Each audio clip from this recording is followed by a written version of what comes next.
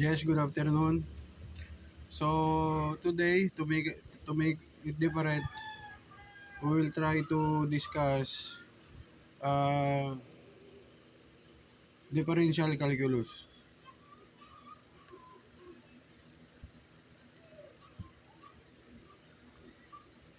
So in differential calculus, we have equation y is equals to sin x over 1 minus 2 cosine. So, but first, I must remind you that the one who will taught you differential calculus is not my mother, because my mother was dead already, and not also my father, because my father is not me. My name is different. His name is different. So let's continue. So just take note for the things that you must remember. So here we have solution. We have y equals sin x over 1 minus cosine x. So 2 cosine x. So to differentiate it, by the way, if someone of you will ask why I am discussing this, because this was my pre-law subjects in in Juris Doctor. So it doesn't mean that I study Juris Doctor, it will automatically uh, erase all my knowledge in my pre-law. So just remember, I exerted effort also to study differential calculus. So let's continue. So we have y pri. So y pri equals, by the way, this is for key 11, key 11 and key 12. So no college here, no college. Okay? Bawal po ang kolehiyo dito, hindi po ito pang kolehiyo na diskusyon. Para lang po ito sa mga high school, sa K11 and K12. Lalong-lalo na sa Ateneo de Cebu, kung saan doon po ako nagtrabaho noon. Doon po ako nagturo ng differential calculus.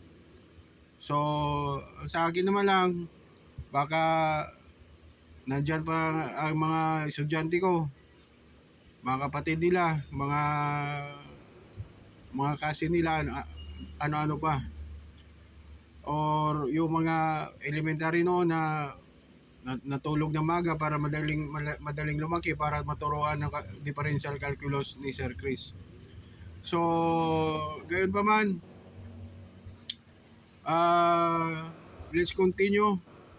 So just take note of my Filipino language or Tagalog, because this is Philippines. This is not America. In America, there's no such thing as Tagalog or Filipino in America. So if you are Filipino Chinese, so you go out. What I mean, you go to America. In America, the language there is all English. So then we have 1 minus 2 cosine x times cosine x minus sin x times 2 sin x. So over 1 minus 2 cosine x squared. So then, simplify further. We have cosine x minus 2 sine squared x plus cosine squared x. So, over 1 minus 2 cosine quantity squared.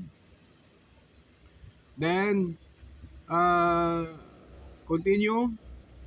Y prime equals cosine x minus 2 over 1 minus 2 cosine x quantity squared.